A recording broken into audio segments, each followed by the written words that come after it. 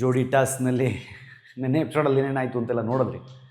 ಬಾಲ್ಗಳನ್ನ ಎತ್ತಿ ಹಾಕುವ ಒಂದು ಗೇಮ್ನಲ್ಲಿ ಗಿಲ್ಲಿ ಟೀಮ್ ಮತ್ತು ಕಾವ್ಯ ಇಬ್ಬರು ಸೇರಿಕೊಂಡು ಹೇಗೆ ಅಟರ್ ಫ್ಲಾಪ್ ಆದರೂ, ಮತ್ತೊಂದು ಕಡೆ ರಕ್ಷಿತಾ ಅದನ್ನು ಸಂಭ್ರಮಿಸಿದ್ದು ಗಿಲ್ಲಿಗೆ ಎಲ್ಲೋ ಒಂದು ಕಡೆ ಹರ್ಟ್ ಆಗ್ಬಿಟ್ಟಿತ್ತು. ಆ ರೀತಿ ಆಟ ಆಡಿದ್ಲು ಅಥವಾ ಆ ರೀತಿ ಎಂಜಾಯ್ ಮಾಡಿದ್ಲು, ಸೆಲೆಬ್ರೇಟ್ ಮಾಡಿದ್ಲು ಅನ್ನೋದನ್ನು ಹೇಳಿದ್ದು ನಿಜವಾಗ್ಲೂ ಕಾವ್ಯಾಳ ಒಳ್ಳೆ ಮನಸ್ಸನ್ನು ತೋರಿಸುತ್ತೆ. ಒಟ್ಟಾರೆ ಈ ಸಲ ಅದೃಷ್ಟವಂತೆ ಅಂತ ಕಾಣಿಸ್ಕೊಳ್ಳೋದು ಸ್ಪಂದನ.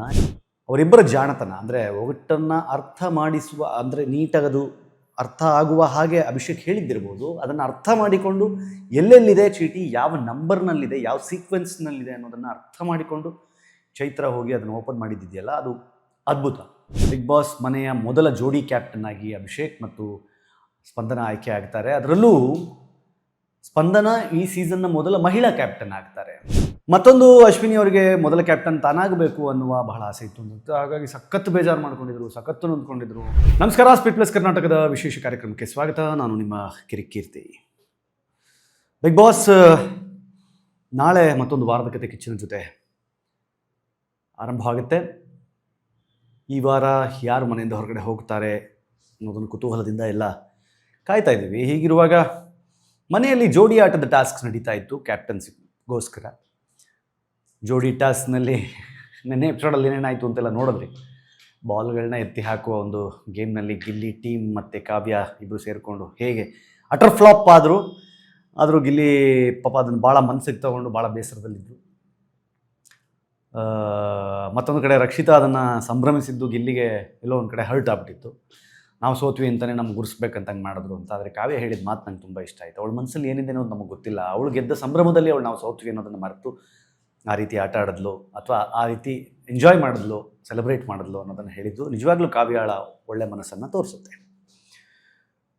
ಒಟ್ಟಾರೆ ಈ ಸಲ ಅದೃಷ್ಟವಂತೆ ಅಂತ ಕಾಣಿಸ್ಕೊಳ್ಳೋದು ಸ್ಪಂದನ. ಯಾಕಂದರೆ ಕಾಲಿಗೆ ಏಟು ಬೀಳುತ್ತೆ ಅವ್ರಿಗೆ. ಕಾಲಿಗೆ ಏಟು ಬಿದ್ದ ಮೇಲೆ ಅಭಿಷೇಕ್ ಜೊತೆಯಲ್ಲಿ ಜೋಡಿಯಾಗಿ ಆಡ್ತಾ ಇದ್ದಂತಹ ಸ್ಪಂದನ ಡಾಕ್ಟರ್ ಸಲಹೆ ಮೇರೆಗೆ ಯಾವುದೇ ಗೇಮ್ಗಳಲ್ಲಿ, ಟಾಸ್ಕ್ಗಳಲ್ಲಿ ಪಾಲ್ಗೊಳ್ಳೋಕ್ಕೆ ಸಾಧ್ಯ ಆಗೋದಿಲ್ಲ. ಆದರೆ ಅವರ ಬದಲಾಗಿ ಈಗ ವೈಲ್ಡ್ ಕಾರ್ಡ್ನಲ್ಲಿ ಒಳಗಡೆ ಎಂಟ್ರಿ ಕೊಟ್ಟಿರುವಂತಹ ಚೈತ್ರ ಅವ್ರಿಗೆ ಆಡಲಿಕ್ಕೆ ಒಂದು ಅವಕಾಶ ಸಿಗುತ್ತೆ. ಚೈತ್ರ ಅವರು ಸ್ಪಂದನ ಪರವಾಗಿ ಟಾಸ್ಕ್ಗಳನ್ನು ಆಡಲಿಕ್ಕೆ ಅಭಿಷೇಕ್ ಜೊತೆಯಲ್ಲಿ ಸೇರ್ಕೋತಾರೆ. ಅವರಿಬ್ಬರ ಕಾಂಬಿನೇಷನ್ ಎಷ್ಟರ ಮಟ್ಟಿಗೆ ವರ್ಕೌಟ್ ಆಗುತ್ತೆ ಅಂತಂದರೆ ಪ್ರತಿ ಟಾಸ್ಕ್ನಲ್ಲೂ ಅವರದ್ದೇ ಆದ ರೀತಿಯಲ್ಲಿ, ಅವರದ್ದೇ ಜೋಶ್ನಲ್ಲಿ ಆಟವನ್ನು ಆಡ್ತಾ ಹೋಗ್ತಾರೆ. ಅದರಲ್ಲೂ ಆ ಒಗಟು ಬಿಡಿಸುವ ಟಾಸ್ಕ್ನಲ್ಲಿ ಅವರಿಬ್ಬರ ಜಾಣತನ ಅಂದರೆ ಒಗಟನ್ನು ಅರ್ಥ ಮಾಡಿಸುವ, ಅಂದರೆ ನೀಟಾಗದು ಅರ್ಥ ಆಗುವ ಹಾಗೆ ಅಭಿಷೇಕ್ ಹೇಳಿದ್ದಿರ್ಬೋದು. ಅದನ್ನು ಅರ್ಥ ಮಾಡಿಕೊಂಡು ಎಲ್ಲೆಲ್ಲಿದೆ ಚೀಟಿ, ಯಾವ ನಂಬರ್ನಲ್ಲಿದೆ, ಯಾವ ಸೀಕ್ವೆನ್ಸ್ನಲ್ಲಿದೆ ಅನ್ನೋದನ್ನು ಅರ್ಥ ಮಾಡಿಕೊಂಡು ಚೈತ್ರ ಹೋಗಿ ಅದನ್ನು ಓಪನ್ ಮಾಡಿದ್ದಿದೆಯಲ್ಲ, ಅದು ಅದ್ಭುತ. ಚೈತ್ರಾಗೆ ಮುಂಚೆ ಅಶ್ವಿನಿ ಅವ್ರಿಗೂ ಆಲ್ರೆಡಿ ಚೀಟಿ ಸಿಕ್ಕಿತ್ತು. ಇನ್ಫ್ಯಾಕ್ಟ್ ರಕ್ಷಿತಾ ಸಹಿತ ಚೀಟಿ ಸಿಕ್ಕಿತ್ತು. ಬಟ್ ಆ ಸೀಕ್ವೆನ್ಸ್ನ ಮೇಂಟೈನ್ ಮಾಡದೇ ಇರುವ ಕಾರಣಕ್ಕೆ ಅಲ್ಲಿ ಪರ್ಮುಟೇಷನ್ ಕಾಂಬಿನೇಷನ್ ಮಿಸ್ ಆಗಿ ಒಂದು ಕಡೆ ಒಳಗಡೆ ಇರುವಂತಹ ರಘು ಅವರು ಮತ್ತು ಮಾಳು ಅವರು ಹೇಳೋಕ್ಕೆ ಪ್ರಯತ್ನ ಪಡ್ತಿದ್ದಾರೆ. ಅವರು ಇದನ್ನು ಹೇಳಿದ್ದಾಗಿದೆ, ಒಗಟುಗಳನ್ನು ಇವರು ಪತ್ತೆ ಹಚ್ಚಿದ್ದಾಗಿದೆ. ಆದರೆ ನಂಬರ್ಗಳನ್ನ ಇಟ್ಕೊಂಡು ಯಾಕೆ ಇವರು ಇಷ್ಟು ಒದ್ದಾಡ್ತಾ ಇದ್ದಾರೆ ಅನ್ನೋದು ಒಳಗಡೆ ಇದ್ದವ್ರಿಗೆ ಗೊತ್ತಾಗೋದಿಲ್ಲ. ಆದರೆ ಅಶ್ವಿನಿ ಅವರೊಂದು ಮಿಸ್ಟೇಕ್ ಮಾಡಿಬಿಟ್ಟಿರ್ತಾರೆ. ಎಲ್ಲೆಲ್ಲಿ ಇರ್ತಾವೋ ಚೀಟಿಗಳನ್ನು, ಆ ಚೀಟಿಗಳನ್ನು ತರಬಾರ್ದು. ಅದನ್ನಲ್ಲಿ ಅಲ್ಲೇ ಹಂಗೆ ನೋಡಿ ಅದನ್ನು ನೆನ್ಪಿಟ್ಕೊಂಡು ಆ 1ನೇದಕ್ಕೆ 8, 2ನೇದಕ್ಕೆ 9 ಹೀಗೆ ಆ ಸೀಕ್ವೆನ್ಸಿಗೆ ತಕ್ಕ ಹಾಗೆ ನಂಬರ್ನ ಫಾಲೋ ಮಾಡಬೇಕಾಗಿತ್ತು. ಆದರೆ ಅಲ್ಲಿ ಮಿಸ್ ಹೊಡಿತು. ಯಾವಾಗ ಚೀಟಿಗಳನ್ನು ತೊಗೊಂಬಂದ್ರೋ, ಯಾವುದು ಎಲ್ಲಿ ಸಿಕ್ತು ಅನ್ನೋದು ಅಶ್ವಿನಿ ಅವ್ರಿಗೆ ಮರ್ತೋಯ್ತು. ಎಲ್ಲರಿಗಿಂತ ಮುಂಚೆ ಅವ್ರಿಗೆ 4 ಚೀಟಿಗಳು ಸಿಕ್ಕಿದ್ರು ಸಹಿತ, 4 ಒಗಟುಗಳಿಗೆ ಉತ್ತರವು ಸಿಕ್ಕಿದ್ರು ಕೂಡ, ನಂಬರ್ ಸಿಕ್ಕಿದ್ರು ಕೂಡ ಅವರು ಹೋಗಿ ರಘು ಅವರನ್ನು ಪೆಟ್ಟಿಗೆಯೊಳಗಿನಿಂದ ಲಾಕ್ ಆಗಿರುವ ಬೀಗವನ್ನು ತೆಗೆದು ಹೊರಗಡೆ ತೆಗೆಯೋದ್ರಲ್ಲಿ ಫ್ಲಾಪ್ ಆದರು. ಅದಾದಮೇಲೆ ಅದ್ರ ಬಗ್ಗೆ ಚರ್ಚೆಗಳಾಗ್ತದೆ.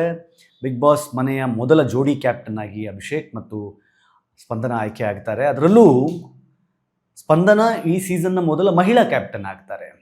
ಆ ಕಾರಣಕ್ಕೆ ಅಭಿಷೇಕ್ ಆಯಿತು, ನೀನೇ ಆರಾಮಾಗಿ ಕ್ಯಾಪ್ಟನ್ ರೂಮನ್ನು ನೀನೇ ಇರು, ಎಂಜಾಯ್ ಮಾಡು ಅಂತ ಹೇಳಿ ಬಿಟ್ಕೊಡ್ತಾನೆ. ಬಿಕಾಸ್ ಆಲ್ರೆಡಿ ಅಭಿಷೇಕ್ ಒಂದ್ಸಲಿ ಕ್ಯಾಪ್ಟನ್ ಆಗಿದ್ದ ಕಾರಣಕ್ಕೆ. ಮತ್ತೊಂದು ಅಶ್ವಿನಿ ಅವರಿಗೆ ಮೊದಲ ಕ್ಯಾಪ್ಟನ್ ತಾನಾಗಬೇಕು ಅನ್ನುವ ಬಹಳ ಆಸೆ ಇತ್ತು ಅಂತ, ಹಾಗಾಗಿ ಸಖತ್ತು ಬೇಜಾರು ಮಾಡ್ಕೊಂಡಿದ್ರು, ಸಖತ್ತು ನೊಂದ್ಕೊಂಡಿದ್ರು.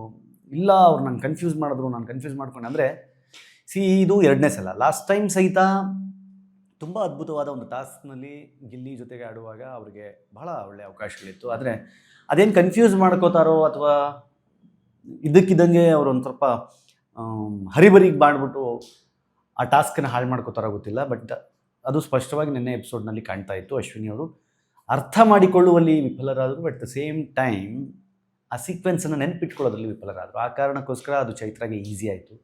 ಚೈತ್ರ ತಾನು ಯಾರಿಗೋಸ್ಕರನೂ ಆಡ್ತಾ ಇದ್ದೀನಿ ಅನ್ನೋದನ್ನು ತಲೆಯಲ್ಲಿ ಇಟ್ಟುಕೊಳ್ಳದೆ ತುಂಬ ಶ್ರದ್ಧೆಯಿಂದ ಆ ಟಾಸ್ಕ್ನಲ್ಲಿ ಪಾಲ್ಗೊಂಡು ಶ್ರದ್ಧೆಯಿಂದ ಆಟವನ್ನು ಆಡಿ ಅಭಿಷೇಕ್ ಮತ್ತು ಸ್ಪಂದನ ಕ್ಯಾಪ್ಟನ್ ಆಗುವ ಹಾಗೆ ನೋಡಿಕೊಂಡ್ರು.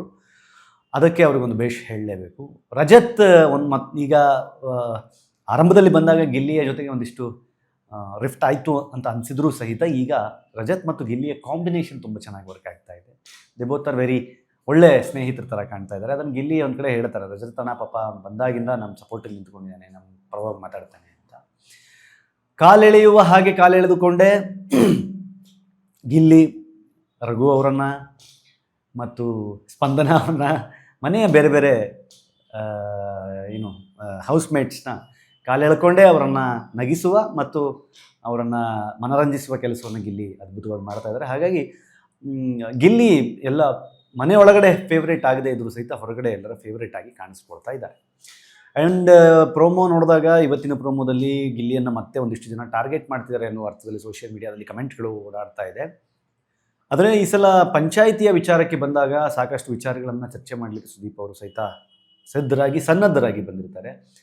ಯಾಕಂದರೆ ಹೋದ ವಾರ ಭಾನುವಾರದ ಎಪಿಸೋಡ್ ಮುಗಿದು ಕೂಡಲೇ ಧ್ರುವಂತ್ ಹೇಳಿದಂತಹ ಮಾತು, ನಾನು ಈ ಮನೇಲಿ ಇರೋದಿಲ್ಲ ಅನ್ನೋದು, ಮತ್ತು ಪದೇ ಪದೇ ಅದನ್ನು ಪುನರುಚ್ಚರಿಸಿದ ರೀತಿ, ಗಿಲ್ಲಿ ನಿಮ್ಗೆ ಹೇಳ್ಬಿಟ್ಟಿದ್ಯಾ, ಮತ್ತೆ ಉಳ್ಕೊಂಬಿಟ್ಯಾ, ಈಗಲೇ ಹೊರಟ್ಬಿಡು, ಎಲ್ಲ ಪ್ಯಾಕ್ ಮಾಡ್ಕೋ ಅಂತೇಳಿ ರೇಗಿಸ್ಕೊಂಡು ಧ್ರುವಂತ್ಗೆ ಕಾಲೆಳಿತಾ ಇರೋದು ಸಹಿತ ತುಂಬ ಮಜವಾಗಿ, ತುಂಬ ಕಾಮಿಡಿಯಾಗಿ ಹೊರಗಡೆ ಕಾಣ್ತಾ ಇದೆ.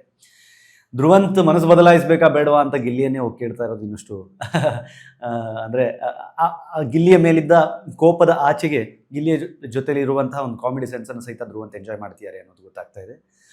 ರಕ್ಷಿತಾ ಈ ವಾರ ಆಟದ ವೈಖರಿಯಲ್ಲಿ ಸ್ವಲ್ಪ ಬದಲಾವಣೆಯನ್ನು ಕಾಣಿಸ್ಕೊಂಡಿತ್ತು. ಆದರೂ ಸಹಿತ ಕೆಲವು ಸಲ ಸ್ಪಷ್ಟತೆಯನ್ನು ಕೊಡುವಾಗ ಗಿಲ್ಲಿಯನ್ನು ನೀನು ನಾಮಿನೇಟ್ ಮಾಡ್ತೀಯಾ ಮತ್ತು ಕ್ಯಾಪ್ಟನ್ ಆಗೋ ವಿಚಾರಕ್ಕೆ ಬಂದಾಗ ಅವನಿಗೆ ಸಪೋರ್ಟ್ ಮಾಡ್ತೀನಿ ಅಂತ ಬಂದಾಗ ನಾನು ನನ್ನ ಮನಸ್ಸಿನಲ್ಲಿರುವ ಕೋಪವನ್ನು, ಗರ್ವವನ್ನು ಆ ಕ್ಷಣಕ್ಕೆ ಹೊರಗಡೆ ಹಾಕಿಬಿಡ್ತೀನಿ. ಅದಾದಮೇಲೆ ನಾನು ಅದನ್ನು ತಲೆಯಲ್ಲಿ ಇಟ್ಕೊಳ್ಳೋದಿಲ್ಲ. ಅದಾದಮೇಲೆ ನನ್ನ ತಲೆಯಲ್ಲಿ ಉಳಿಯೋದಿಷ್ಟೇ, ಅವರು ನೆಕ್ಸ್ಟ್ ಅವ್ರ ಆಟವನ್ನು ಆಡಬೇಕು, ಅವ್ರು ಚೆನ್ನಾಗಿ ಆಡಬೇಕು ಅನ್ನೋದಷ್ಟೇ ನನ್ನ ತಲೆಯಲ್ಲಿರುತ್ತೆ ಅನ್ನೋದನ್ನು ತುಂಬ ಸೂಕ್ಷ್ಮವಾಗಿ ಎಲ್ಲರಿಗೂ ಅರ್ಥವಾಗುವಾಗೆ, ಲಿಟ್ರಲಿ ಚಪ್ಪಾಳೆ ಹಾಕುವ ಹಾಗೆ ಆ ಹುಡುಗಿ ಅದನ್ನು ಎಕ್ಸ್ಪ್ಲೈನ್ ಮಾಡ್ತಾಳೆ.